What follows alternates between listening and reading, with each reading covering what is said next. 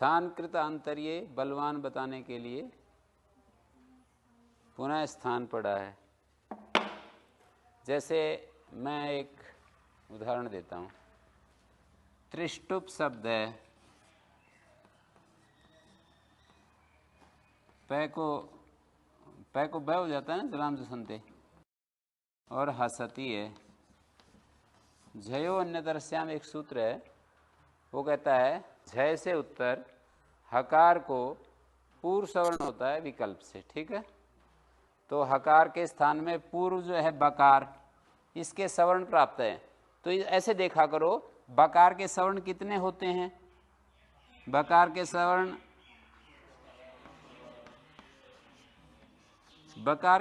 5 होते हैं। वर्ग्यो वर्गीण सवर्णा। व्यक्ति पक्ष में तो बै को भी बै का सवर्ण कह सकते हैं। व्यक्ति का मतलब होता है ये वाली बै व्यक्ति दूसरे वाली बै व्यक्ति के साथ सवर्ण है। जाति पक्ष में तो एक ही बै है, 2 बै नहीं होते हैं।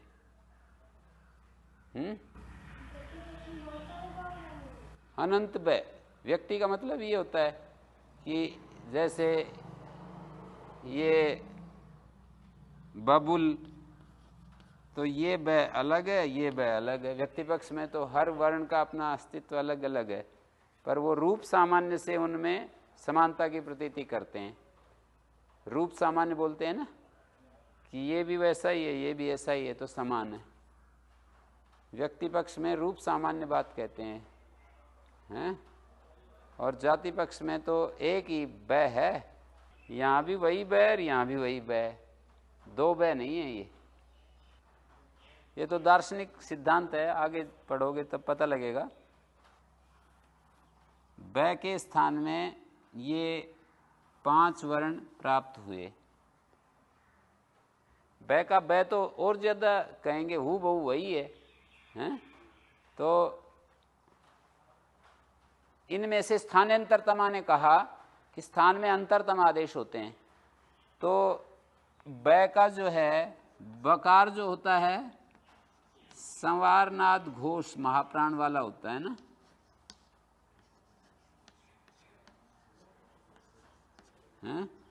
शोष्मणा शोष्माणा इति कृत्वा द्वितीया प्रसक्ता। एक पंक्ति में बोल रहा हूं, शोष्मणः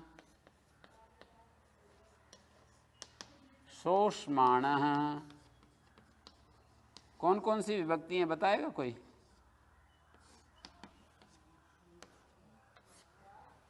ऊष्म सहित के स्थान में ये षष्ठी विभक्ति है।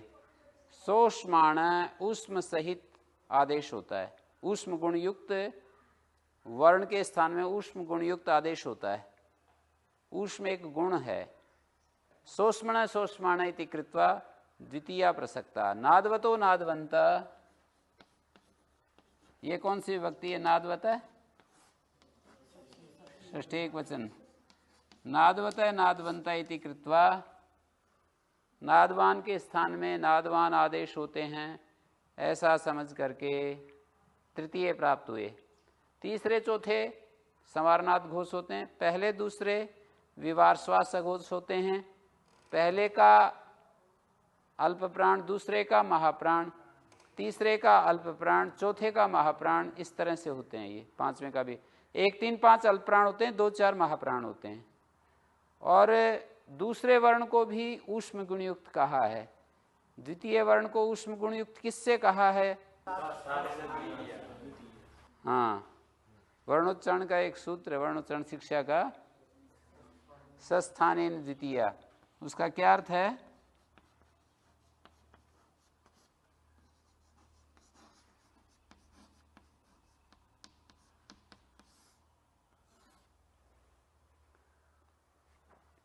और हकार भी ऊष्म बताया है।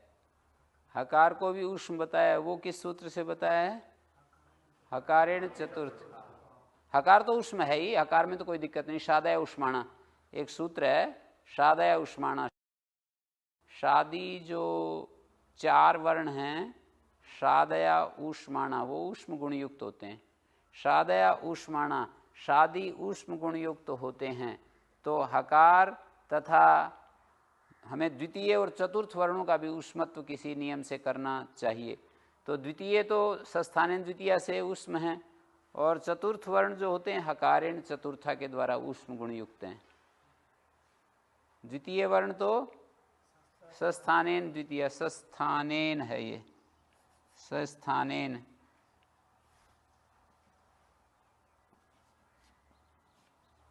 सस्थानेन द्वितीय, और हकारेण चतुर्था। ये दो सूत्र हैं, जो द्वितीय वर्णों का ऊष्मत्व बताने वाला पहला सूत्र है, और चतुर्थ वर्णों का ऊष्मत्व बताने वाला हकारेण चतुर्था सूत्र चतुर्थ वर्णों का ऊष्मत्व का विधान करता है। ये सूत्र तो द्वितीय वर्णों का ऊष्मत्व बताता है, ये सूत्र चतुर्थ वर्णों का ऊष्मत्व बताता है, हैं? और इनको संवारना, ये घोष नादवान है तीसरे अक्षर, ये कौन बताता है? वर्णोच्चारण शिक्षा में एक सूत्र है, उससे पता लगता है। वर्गाणाम तृतीय चतुर्था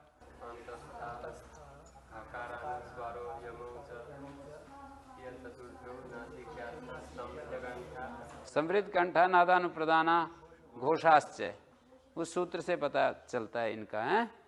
तो ये नादवान के स्थान में नादवान होना चाहिए, तो तीसरे अक्षर प्राप्त हुए, ये वाले बै, हकार की जगह बै प्राप्त हुआ। ठीक है। वर्ग्यो वर्गेण सवर्णा, परस्पर बै के स्थान में जो होंगे, ये कह रहे हैं ना, झ से उत्तर हकार को पूर्व सवर्ण होता है, और पूर्व में जो बकार है इसके सवर्ण कितने हैं? परस्पर, ये पांचों परस्पर सवर्ण है। वर्ग्यो वर्गेण सवर्णा, वर्ग का मतलब क्या होता है? वर्ग में होने वाला, वर्ग में होने वाला वर्ग होता है। तो वर्ग्यो वर्गेण सवर्णा, एक वर्ग में होने वाले जितने भी अक्षर हैं वे परस्पर वर्ग में होने वाला दूसरे वर्ण के साथ सवर्ण होते हैं। तो ये कहा ना, हकार को पूर्व सवर्ण होता है, तो इसमें से अब छांटेंगे, तो नादवतो नादवंता के नियम से तो तीसरे अक्षर प्राप्त हुए हकार के जगह, हकार हट करके उसकी जगह बै आने लगा, और सोष्मणा सोष्मणा इस नियम से ऊष्म गुण युक्त के स्थान में ऊष्म गुण युक्त होते हैं, इस नियम से फकार पाने लगा, उसके स्थान में फकार आने लगा। तो अंतरतम जो ऊष्म गुण युक्त भी हैं और नाद गुण युक्त भी हैं, वे चतुर्थ वर्ण होंगे हकार की जगह। ऊष्म गुण युक्त तथा नाद गुण युक्त जो चतुर्थ वर्ण है वो होंगे। इन सूत्रों का अर्थ पहले चर्चा की है। अब बताओ जी, सस्थानेन द्वितीया का क्या अर्थ है, या हकारेण चतुर्था, किसी का बता दो। इत्थम भूलक्षणे तृतीया है, तो उसका अर्थ क्या है? इत्थम भूलक्षणे कंचित प्रकारम प्राप्ता इत्थम भूता। इत्थम भूत यहां पर क्या है बताओ भाई, इसमें इत्थम भूत क्या है? नहीं पता चल रहा है। इत्थम भूत, इत्थम भूत का अर्थ होता है कंचित प्रकारम प्राप्त है,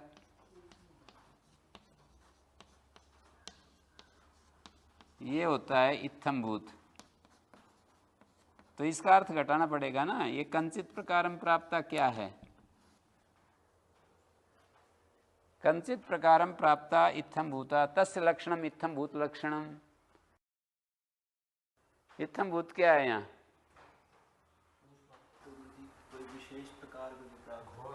हाँ, कंचित प्रकारम प्राप्ता इत्थम भूता, उसका जो लक्षण, जैसे कमंडलुना कमंडलुना छात्रम अद्राक्षित,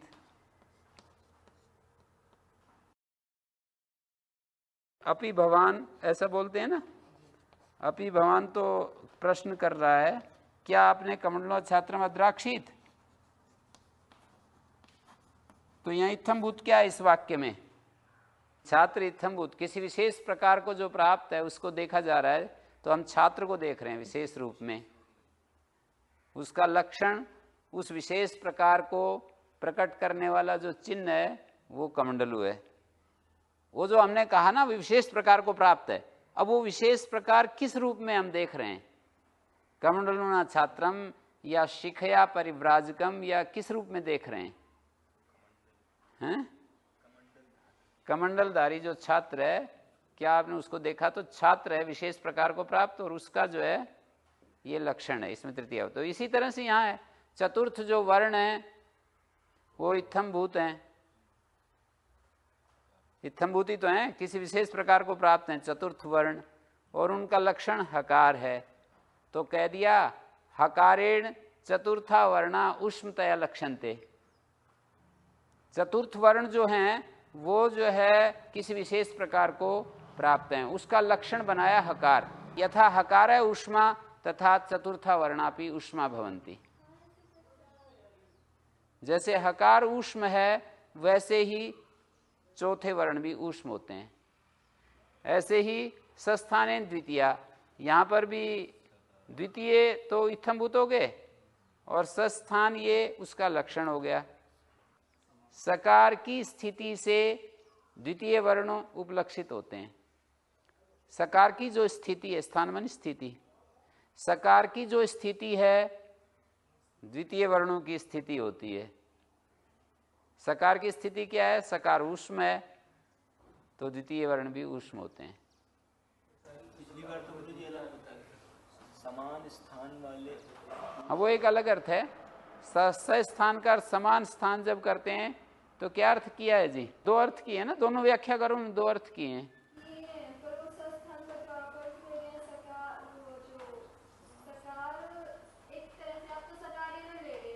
हाँ सस्थानेन का मतलब सकारेण, यदि अकारेण है ना जैसे, तो यूं समझ लो सकारेण द्वितीया।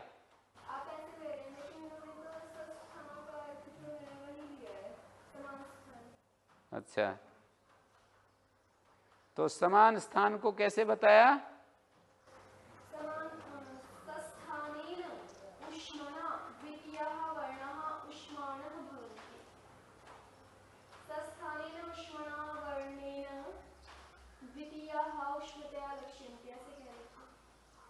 वैसा ही तो बन गया गुरुजी, हकारे ना है जैसे यहाँ पे मतलब कॉमन रख दिया उसको, सस्थाने न उष्मणा वर्णे न, समान स्थान वाले उष्म वर्ण के द्वारा द्वितीय जो है वो उष्म को लक्षित किया। समान स्थान वाले उष्म वर्ण कौन कौन से होते हैं? जैसे ख फ छ ख फ छ ठ थ, ये है ना द्वितीय वर्ण। तो समान स्थान वाले जैसे इसका स्थान है कंठ, समान स्थान वाले खकार का तो हकार,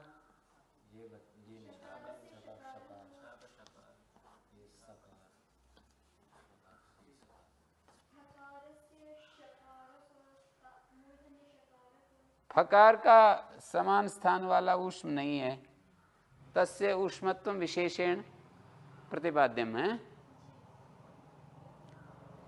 सस्थानेन द्वितीय इस वचन से उसका ऊष्मत्व भी बताना पड़ेगा।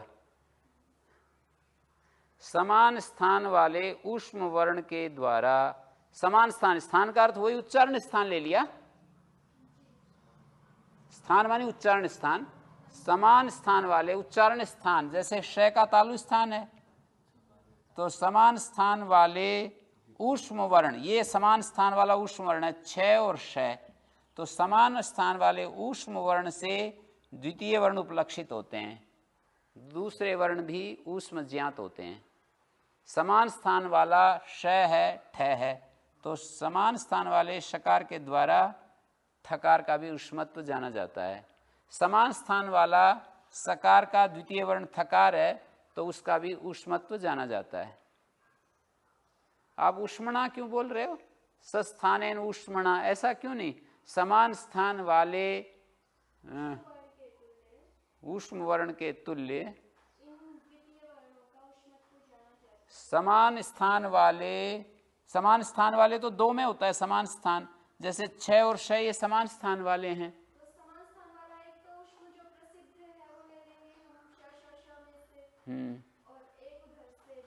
विधेय जो जिसका ऊष्मत्व बताया जा रहा है। समान स्थान वाले ये दो है ना जी, दो हैं। समान स्थान वाले ऊष्म वर्ण के तुल्य ये भी ऊष्म है। समान स्थान वाले ऊष्म वर्ण के तुल्य ये भी ऊष्म है। इसके समान इसको बना दिया। समान स्थान वाले कहने से तो ये वाले लेंगे, ये लाइन समान स्थान वाले। अब समानता दूसरे के साथ होती है, तो समान स्थान वाले ये ख और है समान स्थान वाले हैं। समान स्थान वाले ऊष्म के साथ ये द्वितीय वर्ण ऊष्म होता है। समान स्थान वाले शकार के साथ छ ऊष्म होता है। समान स्थान वाले मूर्धन्य श के साथ ठ ऊष्म होता है। समान स्थान वाले सकार के साथ थकार ऊष्म होता है। और फकार समान स्थान वाला कोई वर्ण है नहीं ना, इसलिए इसका भी ऊष्मत्व विशेष रूप से वचन के द्वारा कह देंगे। तो एक समान स्थान है जिसका किसका समान स्थान है जिस ऊष्म वर्ण का समान स्थान वाला ऊष्म वर्ण क्या है, ये है। ये समानत्व इसके तालु की दृष्टि से इसका समानत्व देख लिया कि इस छ का भी वही स्थान है, श का भी वही स्थान है। समानता तो होगी दूसरे के लिए, दूसरे के साथ। एक में तो क्या समानता होगी? जब हम यूं कहेंगे कि समान स्थान है जिसका जिस वर्ण का उसकी ऊष्मता के समान, उसकी ऊष्मता के साथ द्वितीय वर्णों का भी ऊष्मत्व। वाले ज्यादा अच्छा रहेगा या वाला? समान स्थान वाला वर्ण या वाले वर्ण? एक का एक के साथ आएगा। समान स्थान वाले वर्ण के साथ समान स्थान हैं, सहयोग में तृतीया, तुल्य योग में तृतीया। और सहयोग में भी तो करके दिखाइए। दोनों ने क्या करे? दो वर्ण की समानता देखेंगे ना मुझे स्थान की, जैसे यहाँ पे का और का एक है, तो दो वर्ण हो गए तो द्विवचन में बोलेंगे, एक वचन में तो बोलते नहीं होंगे। तुल्यास प्रयत्न में एक वचन में बोल रहे। तुल्य है स्थान में प्रयत्न जिसका, ऐसा वर्ण जिस वर्ण के साथ, ये अध्याय करते हैं। जैसे अ और अ को देखते हैं ना, देव और आलय, तो तुल्य है स्थान में प्रयत्न जिसका। अब इसको तुल्यता देखी इसके साथ। एक की सवर्ण संज्ञा करते हैं, ये बात है महत्वपूर्ण सूत्र में, तुल्या से प्रयत्न सवर्णम। दूसरे की तो संबंधी शब्द होने के कारण दूसरे के साथ हो जाती है, हैं? तुल्य है स्थान में प्रयत्न जिसका। अब ये तुल्यता के कारण से वो जिसके साथ, इसको हम जिसके साथ, इसके साथ इसको तुल्य देख रहे हैं, तो इसकी सवर्ण संज्ञा हो गई इसके साथ, इसकी सवर्ण संज्ञा हो गई इसके साथ। सवर्ण संज्ञा तो इसकी है, पर किसके साथ है ये महत्वपूर्ण है। सवर्ण संज्ञा तो इसकी रखी देव शब्द में, पर ये किसके साथ है ये महत्वपूर्ण है देखने की बात। अब इसकी सवर्ण संज्ञा हम ई के साथ कर डालें तो गड़बड़ हो जाएगी। मतलब इसके साथ तो तुल्यता देख ली कि अपेक्षा बुद्धि से चलेगा। जैसे यहां पर देखो, तुल्य है स्थान में प्रयत्न जिसका। अब इसके साथ इसका तुल्य है ना, आ के साथ तुल्य है स्थान में प्रयत्न जिसका। इस ए का किसी वर्ण के साथ तुल्यता देख ली, इसके साथ तुल्यता देख ली, तो तुल्यास्य प्रयत्नम का अर्थ घट गया। और फिर ई के साथ सवर्ण संज्ञा करने लगे। तुल्य है स्थान में प्रयत्न जिसका, ये कंठ स्थान में अकार का प्रयत्न तुल्य है, हैं? तुल्य है, तुल्यता दूसरे के साथ होगी, इसके साथ तुल्यता देख ली, सवर्ण संज्ञा इसके साथ कर दी। ऐसा नहीं होगा। संबंधी शब्द जो होते हैं, जिसके साथ उनका संबंध है उसी के साथ उनका रिलेशन बनेगा। जैसे कोई भाष्यकार ने उदाहरण दिया कि जैसे कोई कहें कि माँ की सेवा करनी चाहिए, तो जो जिसकी माँ है उसकी सेवा करनी चाहिए, ऐसा कथन करने वाले का, वक्ता का ऐसा अभिप्राय होता है, हैं? पिता की बात सुननी चाहिए, ऐसे कहा वहाँ पर। मातरी वर्तितव्यम पितरी शुश्रूषितव्यम। हैं? मातरी वर्तितव्यम, माता के प्रति सद्व्यवहार करना चाहिए। पितरी शुश्रूषितव्यम, और पिता की बात सुननी चाहिए, क्योंकि माता तो मोह युक्त बातें ज़्यादा कर देती है, तो इसलिए सुनने की बात ज़्यादा उससे नहीं करनी चाहिए। सद्व्यवहार करना चाहिए माँ के साथ, अच्छा व्यवहार करना चाहिए।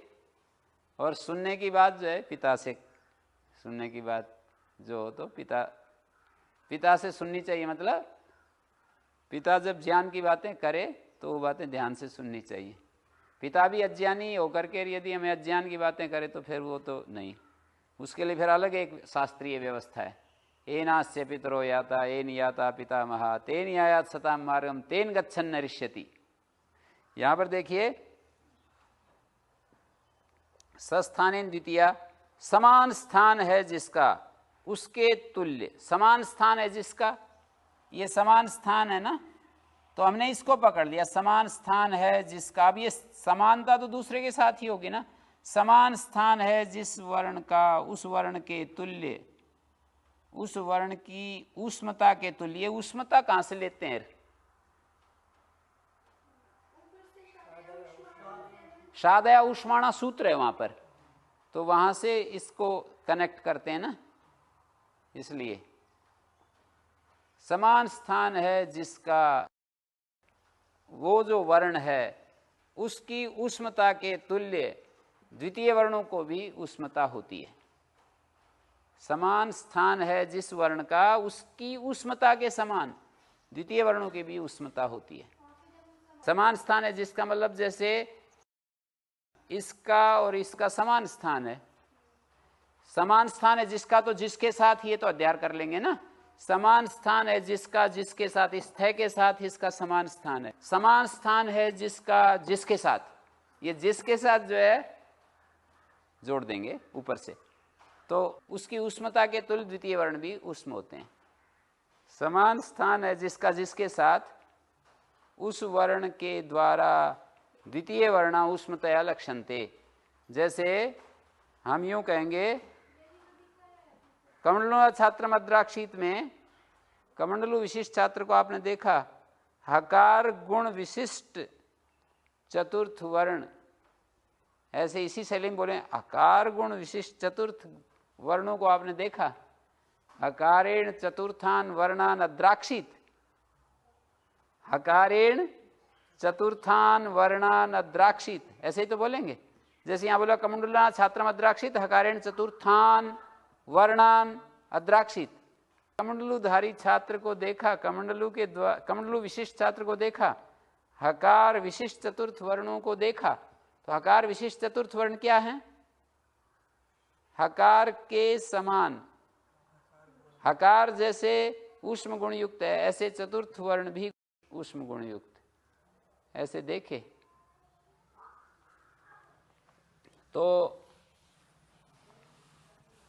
यहाँ पर जो ऊष्म गुणयुक्त तथा नाद गुणयुक्त जो चतुर्थ वर्ण है, चतुर्थ नाद गुणयुक्त है, केवल एक एक को देखोगे, सोष्मणा सोष्मणा, तो द्वितीय वर्ण हो सकते हैं हकार की जगह। हकार भी ऊष्म होता है, द्वितीय वर्ण भी ऊष्म होते हैं। और केवल नाद को पकड़ोगे तो तृतीय भी हो सकते हैं। हकार भी नाद गुणयुक्त है, तृतीय वर्ण भी नाद गुणयुक्त है। लेकिन जब अंतरतम देखोगे स्थान की, ये तमव ग्रहण का प्रयोजन दिया है, अंतरतम।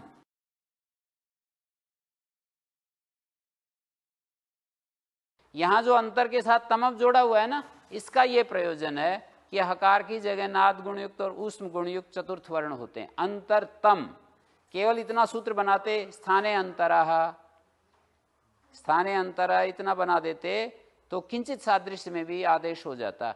अंतरतम कहा है जो अधिकतम सादृश्य वाला है। अधिकतम सादृश्य वाला तो चतुर्थ वर्णी होता है। हाँ, जैसे साधक तमम होता है तो त्रिष्टुभ भसती ऐसा बनता है। हकारेण तुल्या चतुर्था वर्णा ऊष्माणा भवंती ऐसे कहेंगे। और जब ये तो इत्थम भूत लक्षणे करेंगे तो हकारेण चतुर्था वर्णा उष्मतया लक्ष्यन्ते, वहाँ लक्ष्यन्ते क्रिया का अध्यार करके बोलना पड़ेगा। हकारेण चतुर्था वर्णा उष्मतया लक्ष्यन्ते, और उसमें भवंती तुल्य योग में करेंगे ना, हकारेण तुल्या चतुर्था वर्णा उष्माण भवंती। ये पंक्ति लिखवा देता हूँ, हकारेण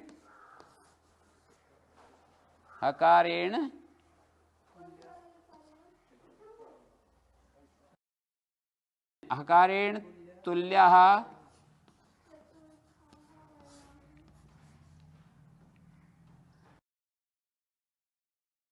चतुर्था वर्णा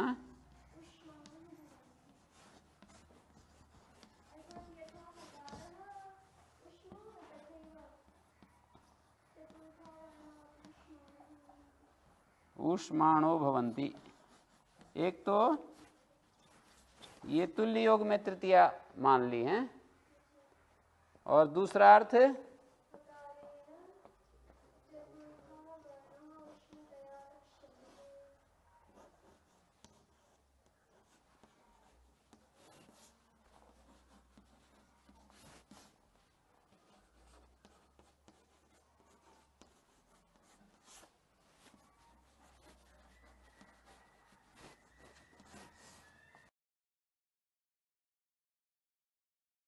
सस्थानेन तुल्यः द्वितीया वर्णा ऊष्माणो भवन्ति। हकारेण चतुर्था वर्णा ऊष्मतया लक्ष्यन्ते, हकारेण तुल्यास चतुर्था वर्णा ऊष्माणो भवन्ति।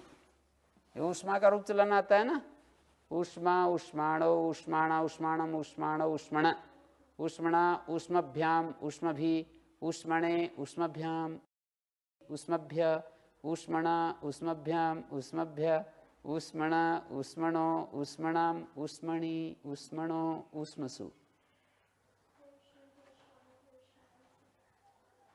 ऊष्मा ऊष्माणौ ऊष्माण, ऊष्मा एक वचन में, ऊष्मा ऊष्माणौ ऊष्माण, ऊष्माणम ऊष्माणौ ऊष्मण, ऐसे बनेगा। हैं? यहाँ पर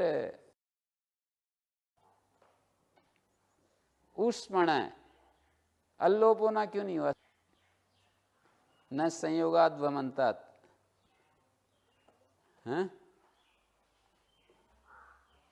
सस्थानेन तुल्या द्वितीया वर्णा ऊष्माणो भवन्ति, समान स्थान है जिस वर्ण का, उस वर्ण के समान द्वितीय वर्ण ऊष्म होते हैं।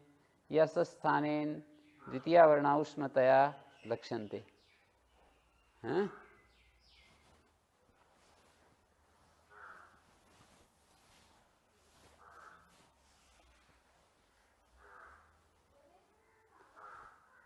अब हमारा अगला सूत्र है, ये री शब्द होता है एक, उ अण रपर। री शब्द से गस विभक्ति आई, गस का अस बचेगा ना। उह कैसे बना? री शब्द से अस आया।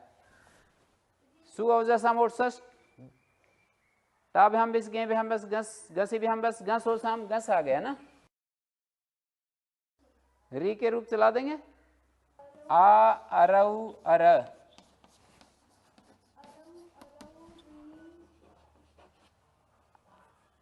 अरम अरऊ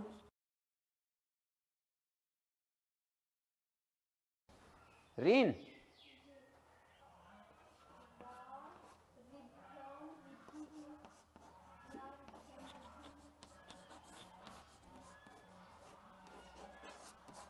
यहां पर तो दीर्घ री था, ये ह्रस्व री है सब जगह। रे रिभ्याम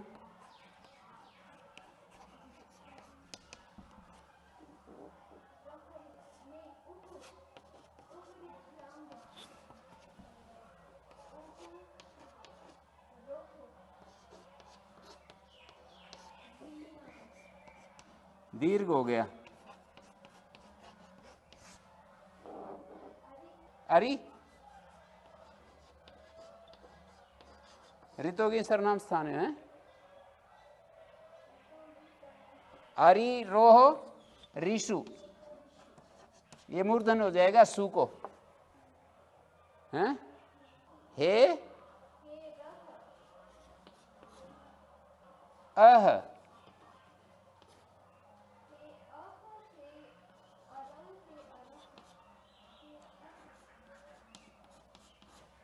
हे अरो अरह, इस तरह से रूप चलेंगे।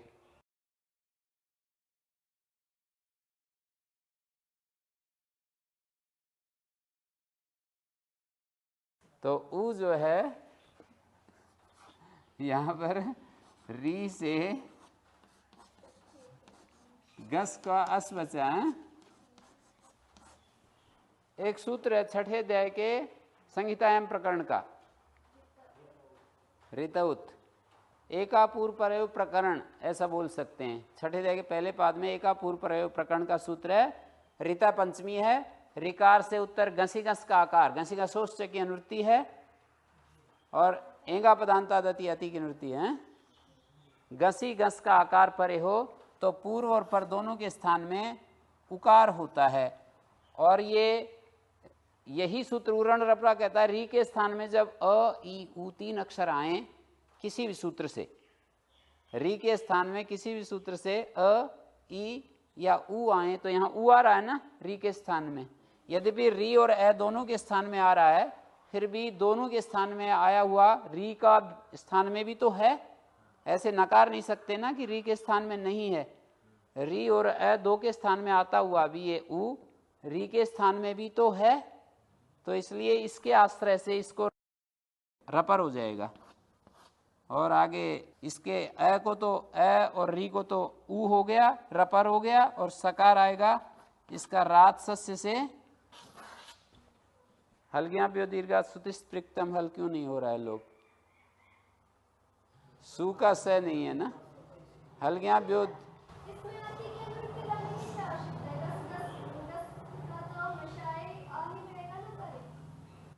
हाँ वैसे जोड़ दिया है, ऊपर अनुवृत्ति आ रही ना, आगे भी जा रही है।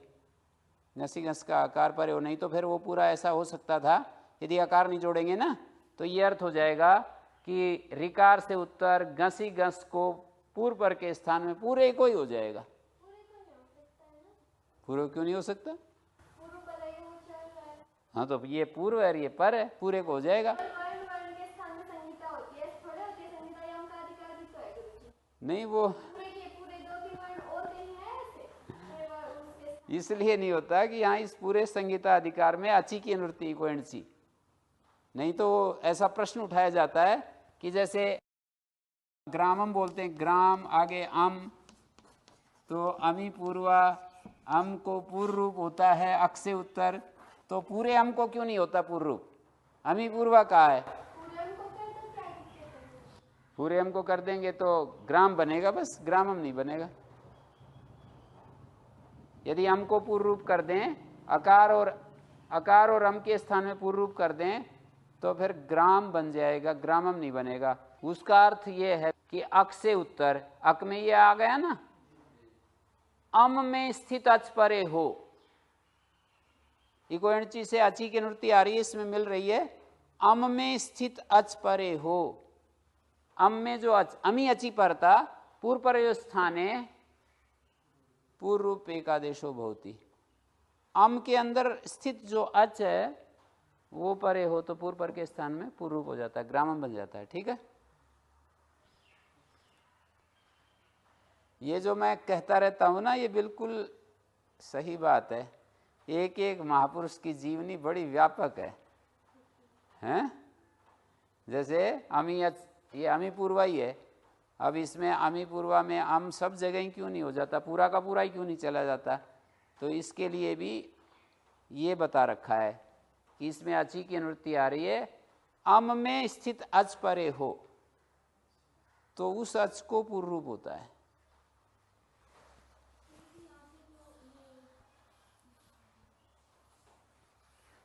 ऊ भी इस उरण रपरा का उदाहरण बनेगा।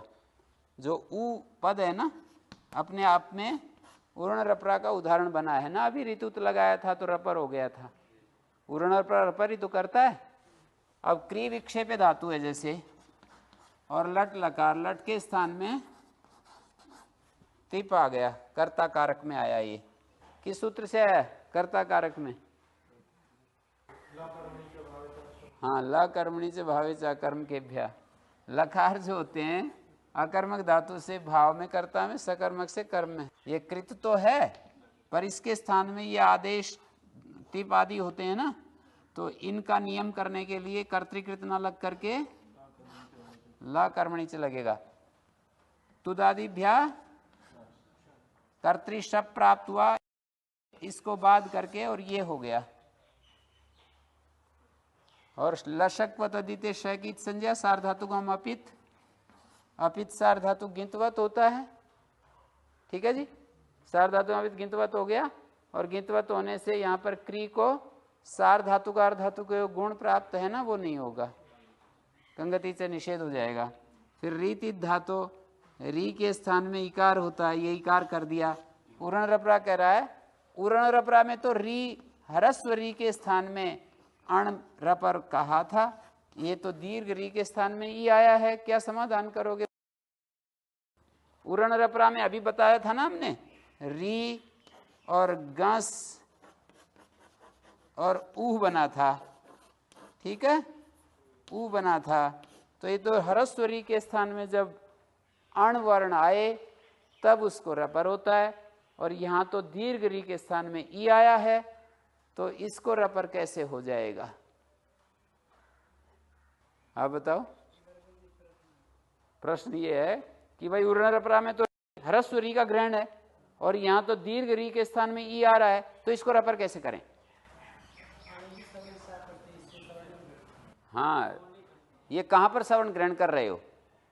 उरण रपरा में। ये जो ऊ है ना, ये जो ऊ रूप है री का, ये जो री रूप है ना, इसका सवर्ण ग्रहण हो जाएगा। उरण रपरा सूत्र में जो ये री पद पढ़ा है ना, इसका सवर्ण दीर्घ री भी ले लिया जाएगा, तो दीर्घ री के स्थान में भी ई होगा तो रपर हो जाएगा, तो किरति रूप बन गया। ठीक है, किरति गिरति आदि रूप बनते हैं। और दूसरा उदाहरण इसका मातुहु, वो तो ऊ का बना दिया तो मातु भी बन गया। सांड मातुर है, 6 माताओं का कोई पुत्र है, 60, एक तो जन्मदात्री है, 5 और बना रखी हैं, तो 6 माताओं का कोई पुत्र है, अण आया। मातुरुत संख्या संभद्र पूर्वाया, प्रागदिव्यतोर्ण प्रकरण का सूत्र है। तस्यापत्यम अर्थ में समर्थानाम प्रथमाद्वा, समर्थों में प्रथम समर्थ से षष्ठी समर्थ से प्रत्यय हो गया।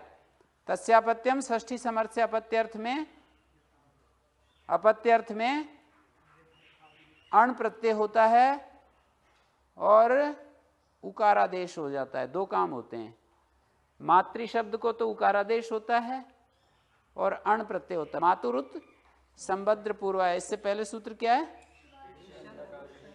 शिवादिव्योण, तो प्रागदिव्यतोण लगेगा, शिवादिव्योण वाला अण आएगा।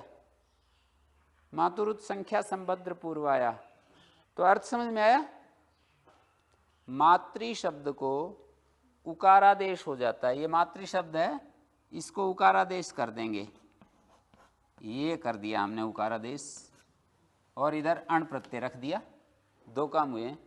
मातृ शब्द को उकारादेश होता है, अण प्रत्यय होता है। जैसे ही री को ऊ हुआ तो वो उरण रपरा ने इसको रपर कर दिया, और अणित होने से तद्धिते स्वचामादे, तद्धित प्रत्यय अण, तद्धित में इतने प्रत्यय परे हो तो अचो में आदि अच को वृद्धि हो जाती है, तो इसको वृद्धिरादेच और स्थानांतरतमा आ हो गया है।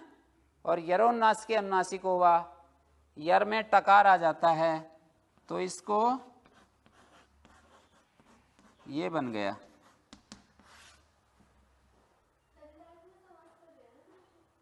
तदितार्थोत्तर पद समाहारे च षण्णाम मातृणाम अपत्यम। यहाँ पर समास 2 पद आएंगे तो समास तो करना पड़ेगा, ऐसे थोड़ी रख देंगे, ऐसे नहीं रख सकते, समास करना पड़ेगा। षण्णाम मातृणाम, विग्रह जो है इसका ये है, षण्णाम मातृणाम अपत्यम। ये तो इसका लौकिक विग्रह है, और इसका अलौकिक विग्रह क्या होगा? षट आम मातृ आम अण, और ये अण के विषय में तद्धितार्थ अपत्यर्थ है ना, यहाँ तद्धित का अर्थ कौन सा है? अपत्यर्थ है। तद्धितार्थ विषय में संख्या का दूसरे सुबंत के साथ समास हो जाता है। ये जो संख्या है इसका माता के साथ समास हो जाएगा। तद्धितार्थोत्तर पद समाहारे च। सूत्र का अर्थ याद आया? तद्धितार्थे, तद्धितार्थ विषय में ये तस्यापत्यम अर्थ, हम तस्यापत्यम तद्धित का अर्थ यहाँ पर ला रहे हैं। तद्धितार्थ विषय में संख्यावाची का दिक् संख्या संज्ञा की अनुवृत्ति आ रही है। संख्यावाची का समर सुबंत के साथ समास होता है। समास होते ही कृत तद्धित प्रातिपदिक संज्ञा, सुपदार्थ प्रातिपदिक, इसका लुक हो गया, अंतर्वर्तनी विभक्ति का लुक हो गया। वैसे समास पहले होता है, अण बाद में आएगा यहाँ पर, ये प्रक्रिया है। तद्धितार्थ विषय में, तद्धितार्थ विषय में तद्धित का अर्थ हम लाने जा रहे हैं ऐसा मान करके समास पहले हो जाता है, बाद में फिर तद्धित प्रत्यय आता है। जहां भी विषय सप्तमी होती है,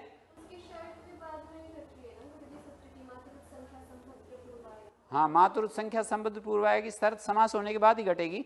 वो कहेगा संख्या पूर्व वाला जो मातृ शब्द समास होने के बाद ही कह सकते हो। ये ऐसे अलग रखे, अलग थलग रखे हुए को यूं नहीं कह सकते कि ये संख्या पूर्व वाला मातृ शब्द है। पास पास ही रखे हों, एक शब्द बनेगा तभी हम कहेंगे। हैं? पास पास भी बैठे हुए हों, जब तक हार्दिक संबंध नहीं होता तब तक वो दो व्यक्ति जुड़ते नहीं हैं, और दूर भी हों तो एक हो जाते हैं। वात्स्यायन भाष्य में आया ना ये, यस्य येन अर्थ संबंध दूरस्थस्यापि तेन तत्, अर्थ तो ही असमर्था नाम। आर्थिक संबंध जो है ना, पास पास रखे और उनका आर्थिक संबंध किया नहीं तो दूर दूर ही बैठे हैं, अभी नजदीक नहीं लगे। करने की क्या प्रयोजन है? मातृ रूप कैसे बनेगा यदि आप रपर नहीं करोगे? मातृ शब्द है और घसी है, ऋतउत, री से उत्तर अकार हो, अकार से पूर्व री को, पूर्व पर के स्थान में ऊ हो जाता है, बस हो गया। क्री है जैसे, और क्री से परे क्या है? त्रिच। सार धातु का अर्ध धातु कहो, वार धातु का शेष टांग की प्राप्ति, एकादुपदेशन दाता, सार धातु अर्ध धातु री को गुण करेंगे, और इस री को गुण करेंगे तो गुण पाए अ ए ओ, तो री के स्थान में अण प्रसज्यमाना एवं रपरो भवति। ये दो स्थाने आ रहे हैं यहाँ पर, एक तो षष्ठी स्थाने योगा का स्थाने मिल गया है अनुवृत्ति आकर के, और एक स्थानांतरतमय का स्थाने, और ये जो है एक का अर्थ हो गया प्रसज्यमान, जो स्थाने था ना, स्थानांतरतमा प्रसंग अर्थ किया था, तो री के स्थान में प्रसज्यमान होता, प्रसज्यमान में प्रसक्त होता ही, प्रसक्त होता ही अण रपर हो जाता है।